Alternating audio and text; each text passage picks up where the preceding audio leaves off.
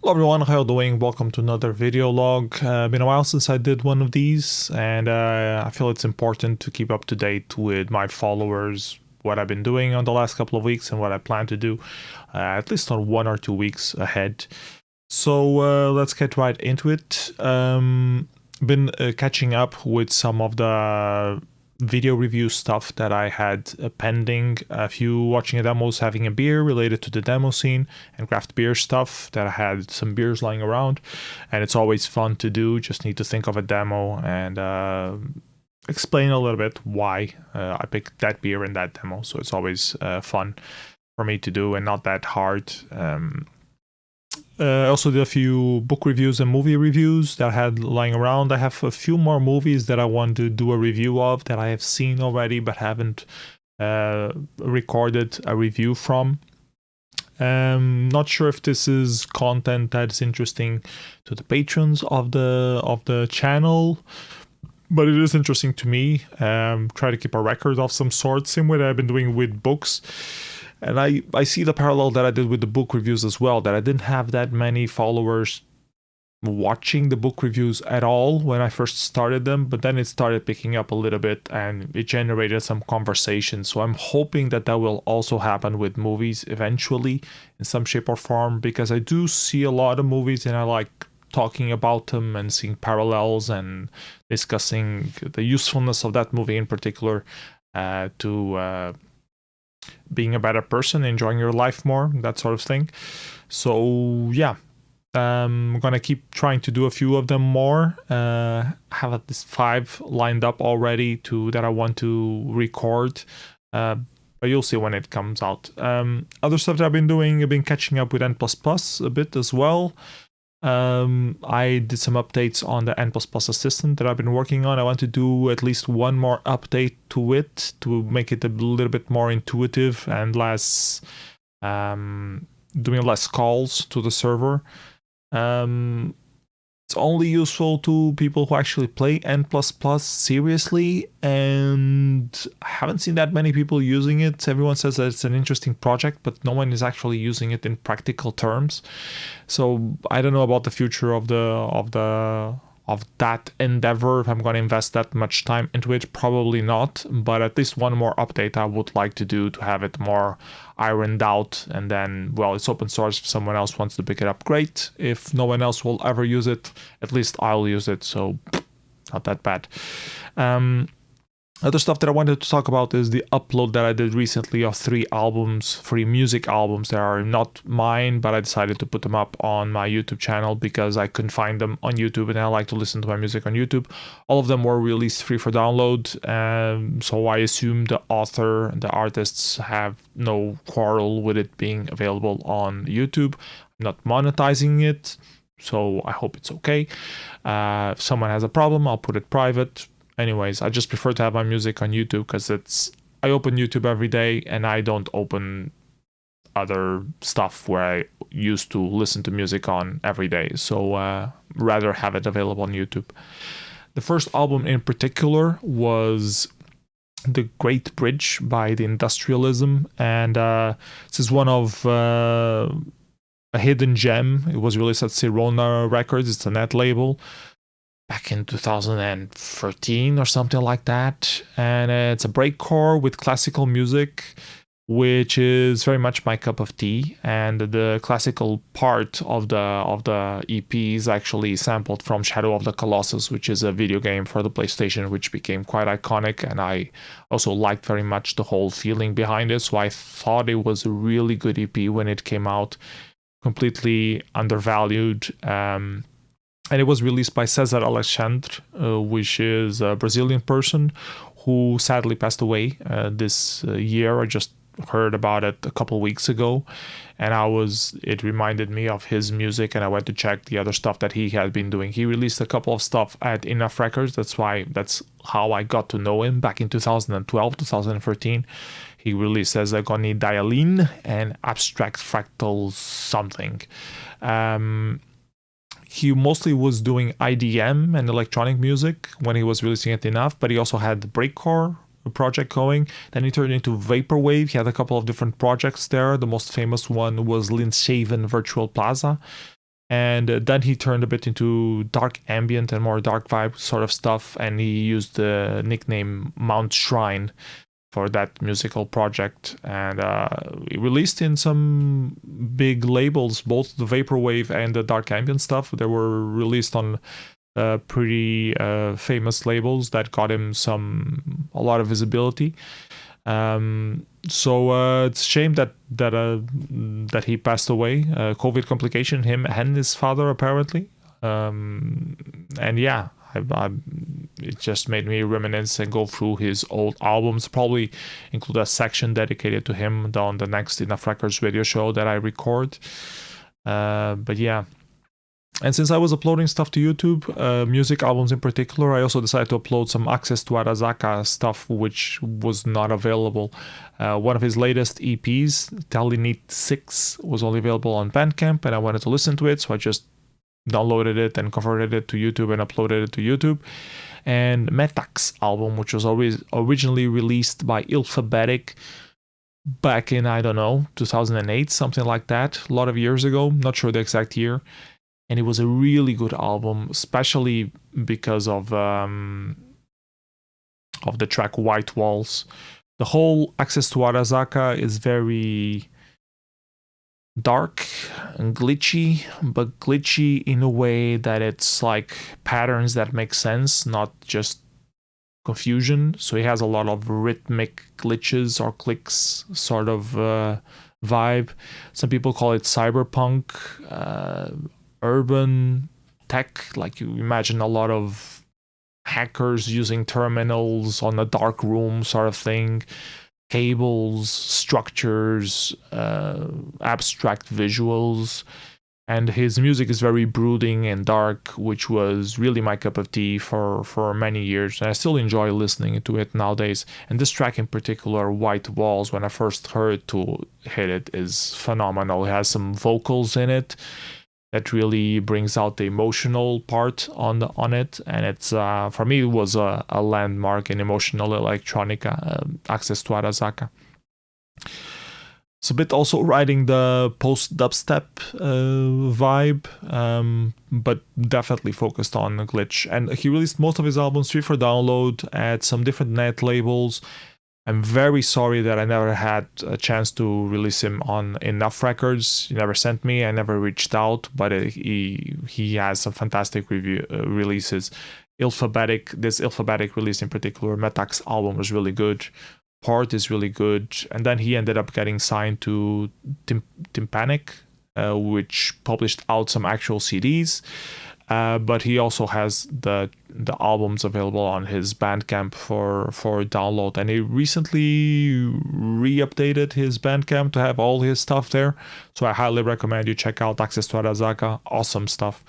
So yeah, I decided to upload these 3 albums. Some people were asking about that, so I decided to mention it on this particular vlog. Yeah, so other stuff that I have lined up. I've been taking a little bit of a break from doing demo scene coding stuff. Had some ideas for some things, but I wasn't in the mood to do any programming. So I picked up N++ Assistant and tried to clean up the pending ideas that I had for that. Still want to do one more update, as I already mentioned. Other stuff coming up. There's a Momentum event for Portuguese demo scene. Happening this weekend on Saturday, and there also will be other 2 demo parties happening at the same time. The Modulation in Russia and Syntax in Australia, which will probably have live streams, which I will probably also check out. I have a release coming up at Enough Records, and I've been doing a lot of Enough Records backstage stuff, listening to promos, giving some feedback,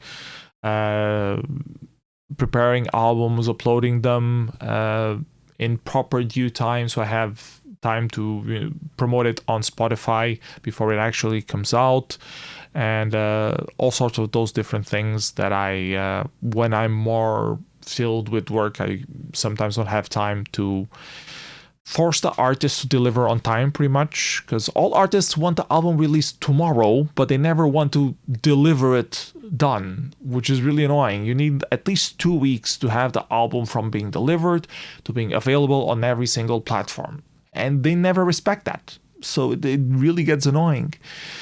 Anyways, rant of the day.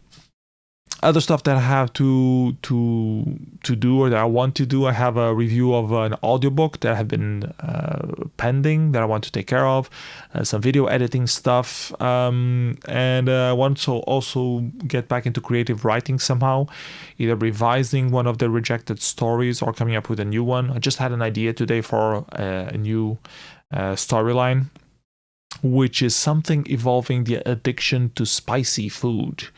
Because I've been a bit of an addict for spicy food on the last week or so. I've been always putting spice on my food and building up the tolerance for it. And I started imagining of some people having like some I don't know, if maybe a showdown, like a battle of spicy stuff, or a champion of eating spice food that suddenly gets his tolerance destroyed and he has to suffer again through the whole thing. Something like that. I'm still thinking things through, the best way to do, and mixing different spices from different regions, the Sriracha and the wasabi, Japanese stuff as well, the stuff from Africa, chili, different chili sauces, and the spice of francesinha, of course, which is a traditional Portuguese dish, and trying to combine all of these ideas and figure out something. But I just had this idea today, so I still haven't figured out what I want to sit down and write. And from my experience, I need to have some sort of basis of where I want the story to go before I actually start writing it. Otherwise, I get lost in describing and end up not having a plot, or a reliable plot, interesting plot that is worth people reading. So we'll have to do a little bit of brainstorm on that. Other stuff that I wanted to do another Mystery Demos in Theater 9000, covering the demos that have been released on summer and autumn of 2021. But my schedule with the kids, it's impossible, because I used to be only available after 9 in Portuguese time, which is 10 for Central Europe and 11 for Finland, on weekdays. And on weekdays, everyone wants to go to bed early, so it's not very reliable. And now the kid is going to bed slightly later, and I'm helping him fall asleep. It's not just drop him off with his mother. So I don't have time. I don't have time to do a live stream. I can't commit to doing a live stream either on dinner time because I need to help with the kid, or on nighttime because I need to help with the kid. So I don't have time for live streams at this point in my life. I have to accept that, acknowledge that, and find other alternatives. Might go back to doing some highlight videos, which I had kind of neglected for a little while. Wanted to go back to doing yearly highlights of demo scene stuff, which I have like a series, but there are some holes missing there. And I could do something similar, focusing on just like all the parties that happened on the last 3 months or something like that, which I think could be useful for a lot of people who are interested in the demo scene but don't have time to follow it day to day. They could just watch my highlights video for 10 minutes and see the stuff that is interesting to them, and then go watch those specific ones, or just use the playlist to just play all the demos that have been recently been released that are of good quality. So I think there is some value in that, and I want to address that, and hopefully I'll tackle that in the beginning of December. I have a few other stuff that I also want to take care of, but these were the main ones. I wanted to try out Tool 3 as well. Not sure if I have time/motivation to do it on December, but maybe. Also, it seems the cases in Portugal of COVID are getting worse. We're going to get back into calamity state, which is typically fine, except for the part where the daycare will be closed. And also December means more holidays closed, kid at home the whole day. Means it's going to be hard to deal with and tiresome. And then at the end of the day, I won't have mental fortitude to do any real productive stuff. So yeah, but one day at a time, and we'll see how things evolve. Also been thinking of Inertia 2022, already trying to get some dates, and we will discuss that a little bit on the Momentum event that we are going to try to gather the Portuguese demo scene, which is probably going to be me and Genio talking to each other, according to people who have said that they will not show up. Trying to decide those dates, trying to announce Inertia 2022 early on to see if we can get more international presence and also advertise it a bit better inside the Portuguese and the different peripheric scenes that exist around the demo scene, trying to get those involved with Inertia itself, retro computing people, game dev community people, graphics artists in general, music producing, all those kind of scenes that are around.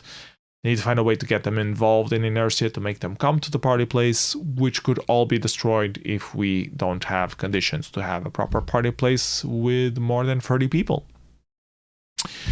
So I don't know, but this year went relatively well despite the limitations and low number of attendants. So it might be worth the shot of investing some of my time to do another Inertia 2022.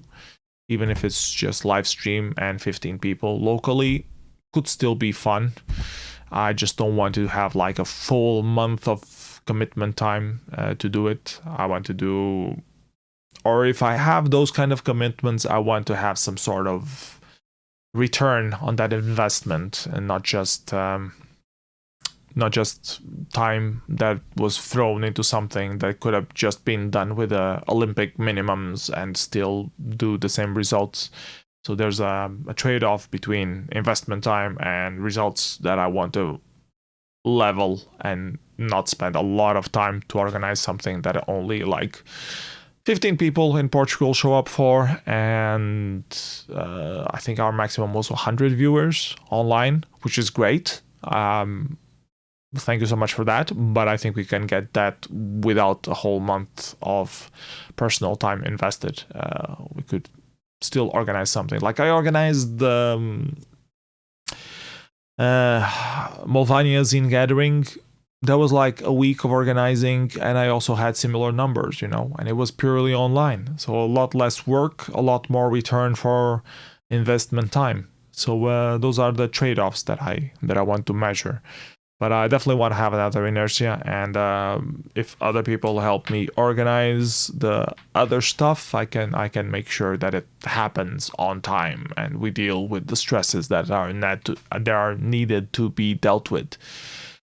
Anyways, that's it for this video. Already almost 20 minutes on. Let me know what you think, one way or the other. If you have any thoughts about any of these topics, always happy to hear your comments. See you next video. Bye bye, everyone. Take care.